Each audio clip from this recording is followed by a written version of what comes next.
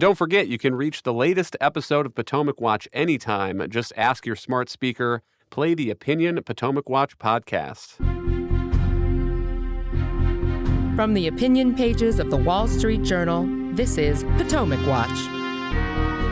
Welcome back. Meanwhile, in Washington, Republicans in Congress want answers from U.S. Attorney David Weiss, the prosecutor behind the plea agreement for Hunter Biden. And as a reminder, according to the news reports, Hunter Biden has agreed to plead guilty to misdemeanor counts of failing to pay his taxes on time, and then will go into a pretrial diversion program for having lied on the gun form as a drug user when he purchased that firearm. Kim, what is it exactly that Republicans are trying to get from David Weiss in terms of explanations and information about his investigation and how it unfolded? So the main thing that they are trying to find out is whether or not there was indeed political interference in this probe within the Department of Justice. And this obviously has become a question because of the whistleblower testimony that the House Republicans received last month. They got testimony from two IRS investigators, one of whom has remained anonymous, the other who has gone public. His name is Gary Shapley. And one of the big explosive allegations that was made in those testimony was that Shapley said he was at a meeting last October where David Weiss, the prosecutor, came in and told his team of investigators that he wasn't going to be able to file charges against Hunter in the jurisdictions where those charges needed to be filed, namely Washington, D.C. and California, because that is where his tax returns were either prepared or filed, because the U.S. attorneys in those districts who were appointed by Joe Biden wouldn't file the charges there. And that moreover, Weiss said that when he'd gone and asked for special counsel status so that he could file wherever he wanted, he'd been denied that authority. So this was quite something, because it would suggest that politics was indeed playing a role in Hunter's case, and that the guy who had been given the authority to pursue charges, in fact, had been blocked within the department. Since then, Merrick Garland has again insisted that Weiss had the power to do whatever he wanted and that he never asked for special counsel status. And he kind of made these weird comments suggesting that he had more powers than a special counsel. I don't know how that's the case. Weiss, meanwhile, tried to make all of this square this circle to some degree the other day with a letter to Senator Lindsey Graham, in which he again repeated that he had all the authority he needed to file anywhere and that he'd gone and asked about getting special attorney privileges to file anywhere he wanted. And he'd been assured that if he needed those powers, he could have them. Now, this still doesn't explain what he said in that meeting last October, saying he'd been denied such a request. And so that's why Republicans want him in, because somebody's not being truthful here. Gary Shapley testified under penalty of perjury. Weiss notably did not address the question in his letter of what he'd said in that meeting. But not everyone can be telling the truth in this situation. Well, a couple of thoughts in reaction to that. One, on the point about requesting to be a special counsel. Merrick Garland has said no to that. Here's the quote in the press last month. Mr. Weiss never made that request, unquote. And one of the things that is a little bit odd about this defense, as the legal commentator Andy McCarthy is pointing out, is that it's pretty odd to think that an attorney would ask to be made a special counsel. That's a determination that the attorney general is supposed to make. And so that call would have been on Merrick Garland. It is not much of a defense to say, well, you never asked me to make you a special counsel. And then two, on how to square this circle, the theory that I've heard being raised by legal analysts is that maybe Mr. Weiss told Shapley and investigators that the guys at headquarters wouldn't make him a special counsel, wouldn't give him the status that he needed in order to pursue these cases. And maybe that's where he was being a little deceptive as a matter of bureaucracy, I guess. We have a division between the investigators and the prosecutors, and the investigators get pretty gung-ho sometimes about what they think ought to be charged, and the prosecutors who may disagree may try to fob them off, as it were. Yeah, well, let me take up the point about Garland and special counsel status. The Andrew McCarthy article is excellent, and I suggest people go take a look at it because he makes the most obvious point. And you realize suddenly how nonsensical Merrick Garland's comments were there, saying, oh, he never asked me for special counsel status. As McCarthy notes, Weiss is just a suit, okay? And you don't delegate to your hires and the people who report to you, you don't fob ethics off on them and say it's up to them to be ethical. The point about the special counsel status is that, one, a special counsel must be appointed from outside the U.S. government. Okay, so Weiss couldn't simply ask to be a special counsel and be made one unless he first resigned.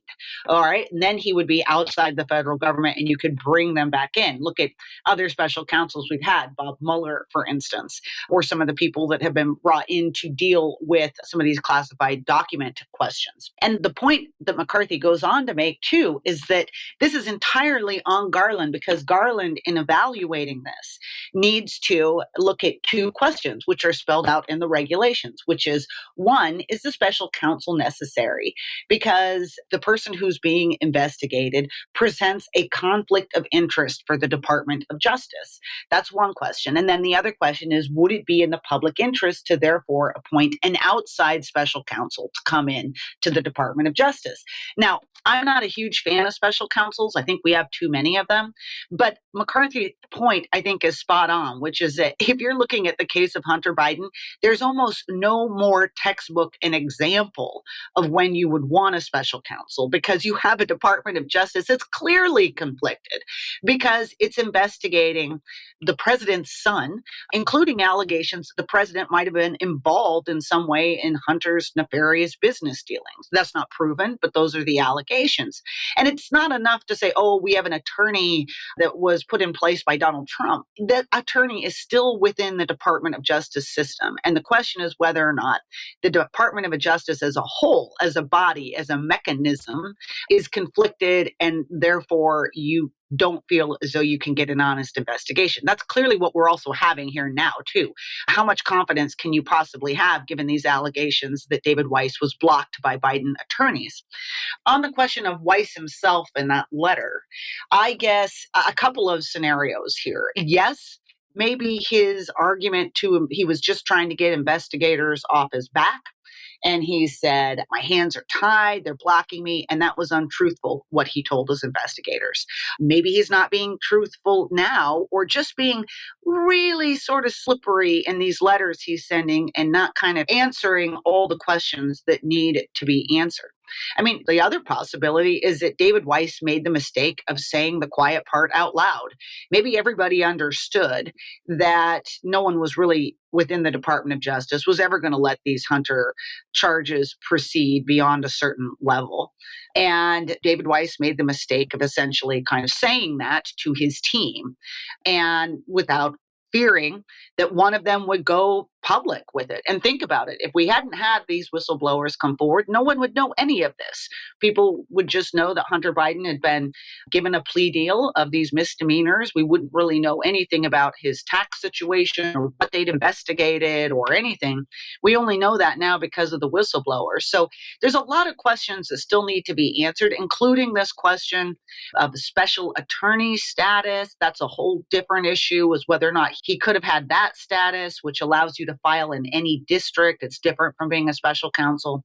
But until he agrees to come in and sit in front of Congress, we're not going to know these answers. And right now, he is stonewalling those requests to do that. Do you think that's likely to happen, though, Kim? And we'll give you the last word as Congress tries to tease out which of these possibilities is the real one that in fact happened. I don't expect that Republicans are going to let this go until they hear from him. Absolutely not. Look, I think of all the investigations that Republicans have going, the allegations that have come out of this whistleblower testimony are quite explosive, because they do suggest politics and politicization of the Hunter Biden probe in the Department of Justice. Not just the allegations that Weiss was blocked, but a lot of other allegations that these investigators made about different ways in which attorneys and DOJ and even FBI personnel seem to be protecting Hunter and or the president by not allowing investigators to pursue all the leads that they'd been given. So there's a lot of meat there. And we've already had House Republicans suggest that if Weiss is not made available to them, that they're going to elevate this fight. You'll probably see a subpoena next. And if that is then refused, they deny to do it, you may well see contempt citations brought against Merrick Garland and Weiss. Now, that could be symbolic. Again, when you hold someone in contempt in Congress, you then leave it to the Department of Justice to file charges.